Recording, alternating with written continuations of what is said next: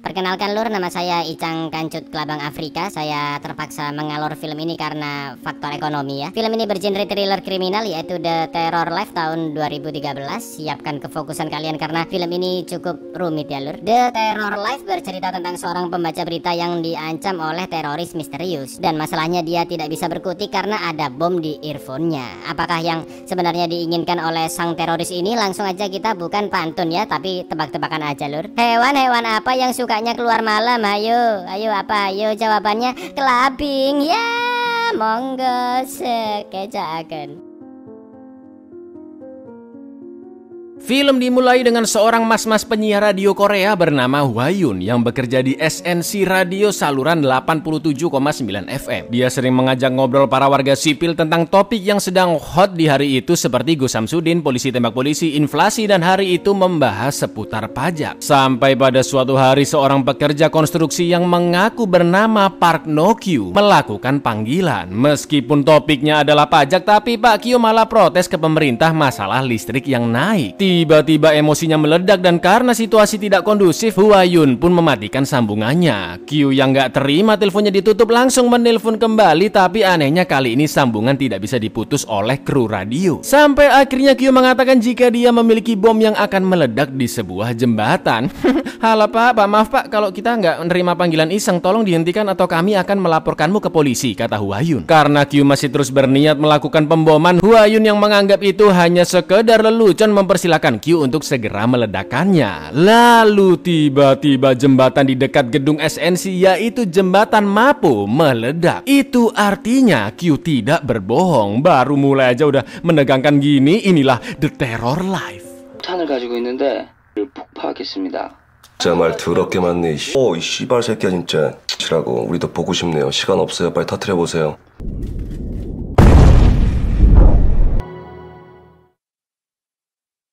Jelas Hwayun dan para kru radio mulai panik karena sambungan sudah diputus oleh Kyu. Hwayun pun menelponnya balik dari nomornya yang masih terekam. Tapi sayangnya nomor tersebut sudah tidak aktif. Setelah itu Hwayun menulis semua data diri Pak Kyu dan bukannya melapor ke polisi, tapi dia lebih memilih untuk memperbaiki karirnya. Ternyata lur, Hwayun dulunya adalah pembaca berita ternama di SNC pada masanya. Jadi SNC ini perusahaan media massa, ada berita TV, radio dan sebagainya, kayak MNC Group gitu lur. Karena suatu masalah Hwayun pun dipecat dari pembaca berita dan dipindah ke penyiar radio. Selain itu dia juga sudah bercerai dengan istrinya bernama Jisoo. Karena ingin memperbaiki nasibnya, Hwayun pun menelpon kepala berita SNC yaitu Cha dan memberitahu jika pemboman tersebut karena ulah teroris. Hwayun meminta Cha segera membawa kamera untuk meliputnya di lokasi radio dan juga ingin kembali menjadi pembaca berita. Merasa terancam, kepala Cha pun menuruti kemauan Hwayun dan akan mengambil alih radio untuk meliput Hwayun secara live yang akan melanjutkan pembicaraannya dengan teroris Kyu. Dengan cekatannya Hwayun langsung memakai kemeja dan dasi, mencukur jenggot, kumis, bulu hidung dan dadanya, lalu mengirimkan pesan suara ke mantan istrinya yang ternyata seorang reporter SNC untuk minta rujuk kepadanya karena karirnya sebagai pembaca berita sudah kembali. 떨려서 라디오로 밀려나고 솔직히 족같았잖아.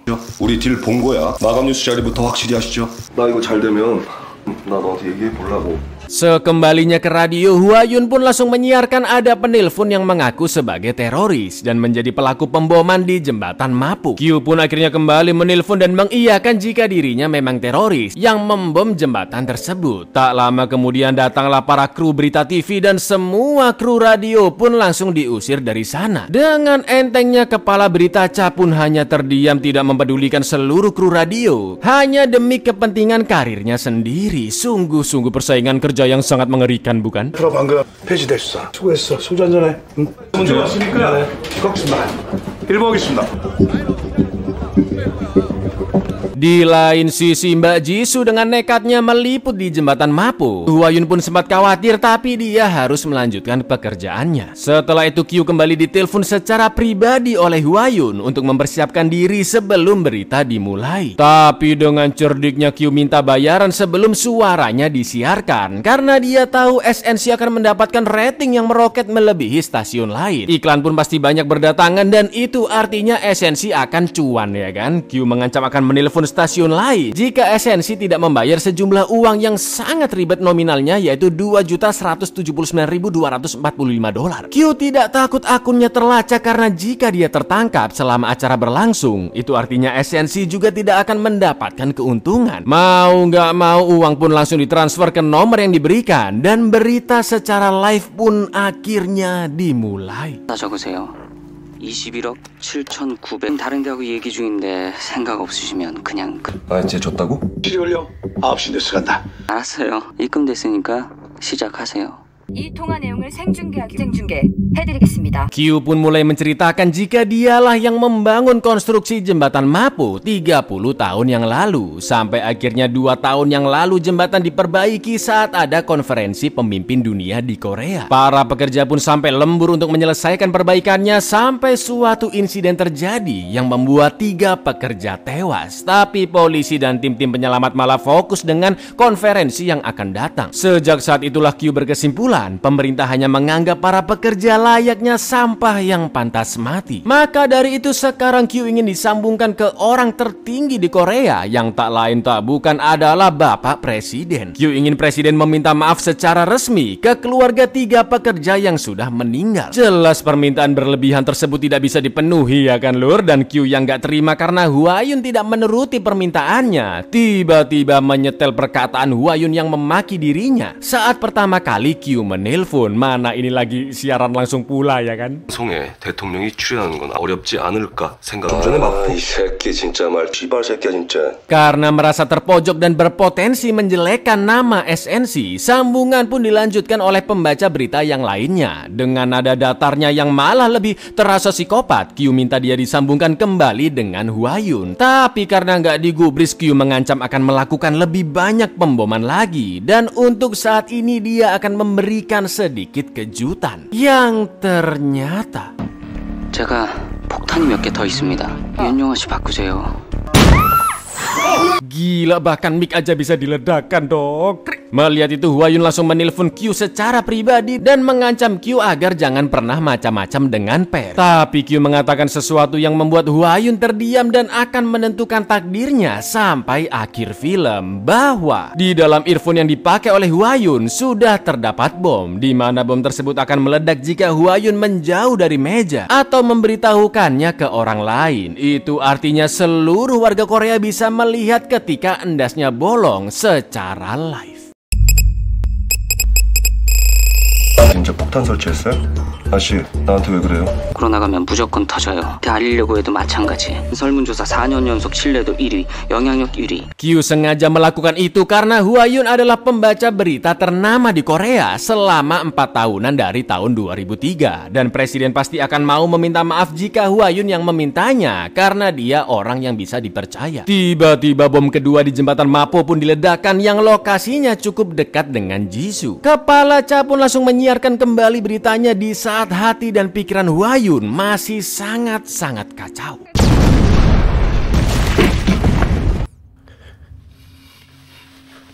Alhamdulillahnya Jisoo masih selamat dan Hwayun yang mendengarnya cukup merasa lega. Lalu Q meminta Presiden segera dipanggil ke SNC hanya dalam waktu 10 menit atau Presiden dan yang lainnya juga akan dibunuh. Sebagai gantinya jika Presiden mau meminta maaf maka Q akan menyerahkan dirinya. Kepala Cha pun langsung menelpon pihak kepresidenan dan sambil menunggu Hwayun bertanya kenapa dia hanya ingin permintaan maaf dari Presiden padahal 3 pekerja yang meninggal butuh kompensasi. Ternyata uang bernominal rumit yang ditransfer oleh perusahaan SNC adalah jumlah kompensasi ketiga pekerja tersebut. Maka dari itu sekarang Q hanya ingin permintaan maaf saja. Sampai akhirnya sekretaris kepresidenan pun tersambung dan dia akan mengusahakan yang terbaik untuk masalah ini. Setelah itu Kapten Jungmin dari anti terorisme datang dan meminta Hwayun untuk tetap tenang, juga tidak merespon semua perkataan teroris. Masalahnya Anda nggak tahu ada bom di earphone-nya, Bu. 저는 대테러센터 박정민 팀장이고요. 발신지 추적. 잠깐만요, 윤영아 씨. 잠시만요. 말씀하지 마세요. 테러 상대를 자극할 수 있으니까 이제부터 테러란 말은 쓰지 않. Untuk sementara waktu, berita menyiarkan kondisi jembatan Mapu, di mana sekitar belasan warga sipil terjebak karena jembatan yang terputus di kedua sisinya. Terlihat sebuah mobil yang nyangkut di pinggir jembatan yang berisi seorang pria dan kedua anaknya. Karena makin lama mobil makin merosot, sang ayah pun langsung menyelamatkan kedua anaknya dibantu oleh warga lainnya. Tapi ketika dia akan menyelamatkan dirinya sendiri, 시민들이 나서서 적극적으로 시민들이 나서서 나오고 있습니다. Huayun pun berusaha mengetuk hati Q agar menghentikan aksi terornya karena sudah ada dua anak kecil yang kehilangan ayahnya. Waktu pun tersisa 1 menit lagi dan tak lama kemudian datanglah rombongan pejabat. Tapi itu bukan Pak Presiden melainkan Komisaris Jenderal Polisi Korea, yaitu Pak Jinchul. Dengan tegasnya Jinchul meminta Q untuk menyerahkan diri, tapi belum selesai ngomong Q langsung memakinya dan mengusirnya keluar dari sana. 내 전화 뚫기 힘들 겁니다. 내가 아니라 당신이야. 나가세요. 본인의 사정을 나가라니까. Loh, Komjen digituin apa nggak emosi ya kan? Jinchul berjanji akan segera menemukan lokasi Q dan menangkapnya. Jinchul juga sudah mengumpulkan semua catatan Q, bahkan fotonya juga ditunjukkan ke kamera, yaitu seorang pria parubaya berumur 54 tahun. Jinchul mengatakan jika pemerintah tidak akan pernah bisa bernegosiasi dengan teroris, apalagi tunduk kepada seorang sampah saat rakyat sedang menonton. Sebuah kesalahan besar Jinchul mengucapkan kalimat seperti itu. Q pun mengungkit kasus suap yang pernah dilakukan Jinchul dahulu dan terus mengusirnya keluar dari sana. Sampai akhirnya Huayun pun sadar jika Jinchul juga memakai earphone dan dia pun mulai panik dan 이 마당에 정부가 이런 쓰레기한테 굴복을 하면 안 되겠습니다. 이 사람 죽입시다. 보자 하니까 내가 당장 아들 사진 공개할 수도 있어. 입 좀 다물라고.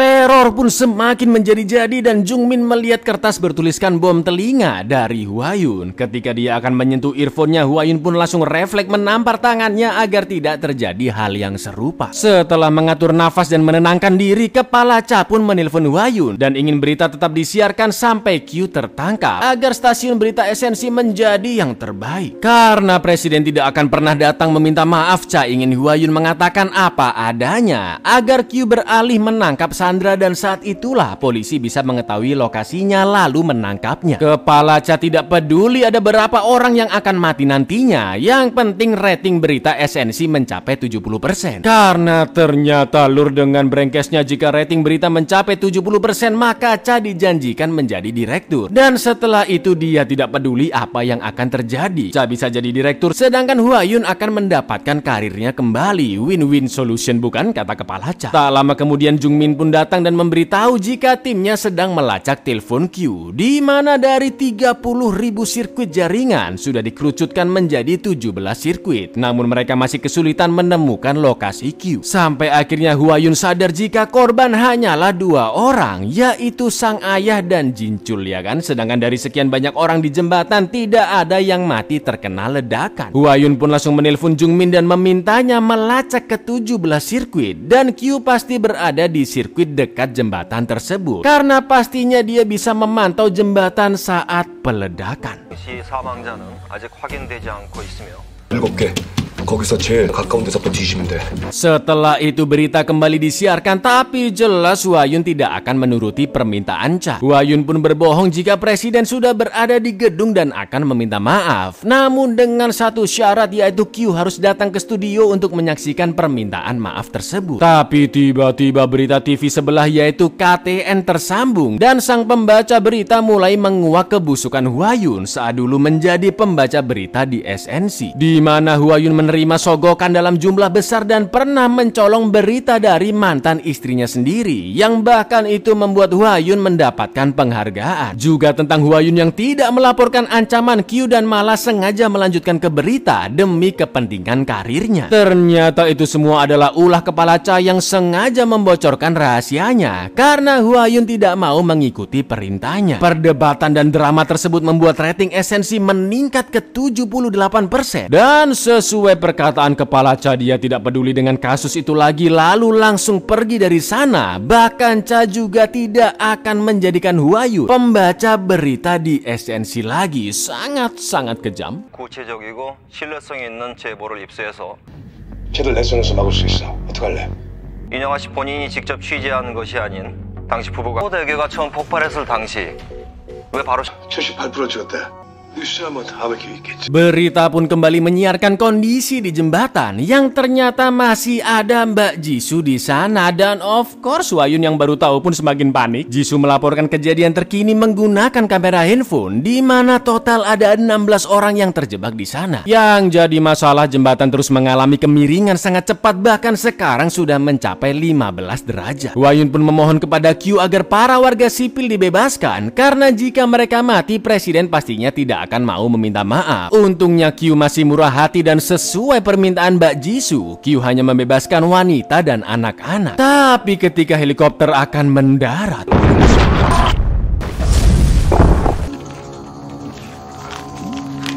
tiba-tiba jembatan ambruk dan itu membuat Hwa-Yun sangat terpukul karena Jisoo telah tewas. Q pun meminta maaf atas insiden yang terjadi karena itu bukan kehendaknya. Tak lama kemudian Jungmin pun menelpon Hwa-Yun bahwa dia sudah menemukan lokasi Q berkat ide dari Hwa-Yun. Kepolisian khusus pun dikerahkan untuk menangkapnya, tapi Q memberitahu jika gedung tersebut sudah dipasangi bom. Lalu yang terjadi? 경찰들에게 알립니다. 현재 체포 작전을 중단해 주시기 바랍니다.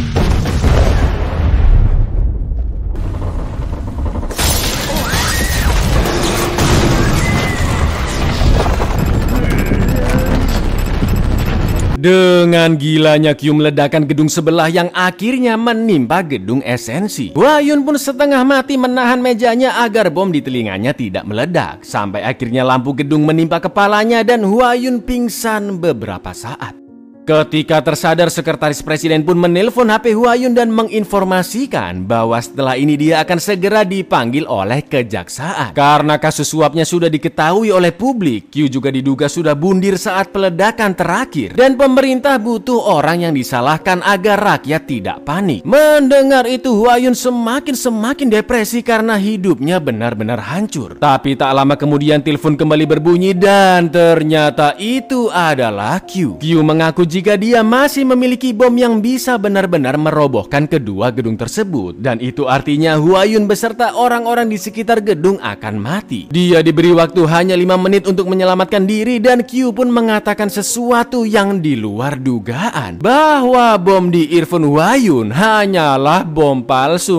Apa nggak tersiksa batinnya ya kan dari awal? 그 폭탄 가짜예요.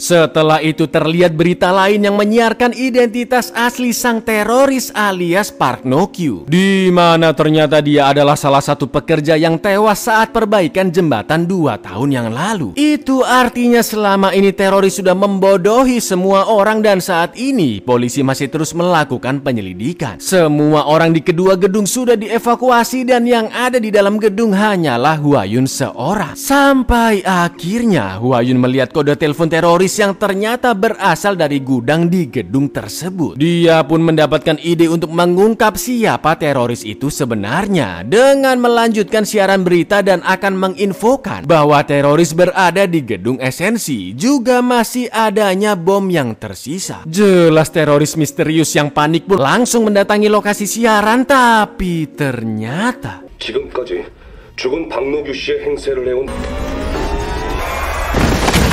ternyata itu hanyalah sebuah rekaman untuk memancing sang teroris. Pergelutan pun terjadi dan Hwa-Yun terus menghalangi teroris yang ingin memencet tombol trigger bom. Sampai akhirnya Hwa-Yun menemukan berkas siapa teroris itu sebenarnya, yang ternyata adalah anak dari Park No-kyu, yaitu Park Shin-woo, seorang bocil berumur 11 tahun yang sangat jago di bidang perhackingan. Karena kedua gedung semakin miring dan bergesekan, mereka berdua pun terseret, tapi untungnya Hwa-Yun masih bisa selamat. Ketika Hwa-Yun mengecek keluar jendela, ternyata Shin-woo masih bisa memegang kabel gedung. Hwa-Yun pun bertanya kenapa dia yang menjadi korbannya, kenapa dia yang harus ditargetkan oleh Shin-woo. Ternyata dulu bapaknya Q selalu menonton berita Hwa-Yun karena merasa dia orang yang bisa dipercaya. Itulah Shin-woo menargetkannya karena berharap Hwa-Yun bisa membujuk Pak Presiden untuk meminta maaf. Sebuah alasan yang sangat sederhana. Meskipun hidupnya sudah dihancurkan, tapi Hwa Hwa-yun masih ingin menolong Shin-woo agar dia tidak bernasib sama seperti ayahnya. Namun dari kejauhan polisi berhasil menemukan Shin-woo yang sedang bergelantungan dan yang terjadi. 현재 테러범 위치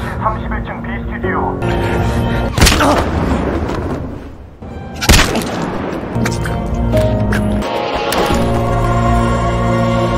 Dua peluru sniper bersarang di tubuh Shin-woo yang membuatnya tewas terjatuh saat itu juga. Dan hanya alat trigger bomnya yang masih nyantol di tangan Hwa-yun. Polisi yang mengetahui Hwa-yun berniat menolong teroris pun menganggapnya bersekongkol dan mulai menembaki dari jauh. Beberapa pasukan khusus juga sudah ditugaskan memburunya di dalam gedung. Sementara itu, Hwa-yun yang hidupnya telah hancur dan tidak ada pilihan selain penjara atau mati, akhirnya memencet tombol trigger bom milik Shin-woo sebagai tindakan putus asanya. 그것에 대해 깊은 감사를 드립니다.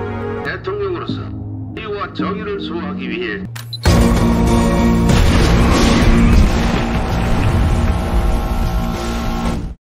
Buyar, se-Korea dibuat panik dong, astaga. Cil sekolah cuma sampai gerbang ya kayak gini ini. Assalamualaikum.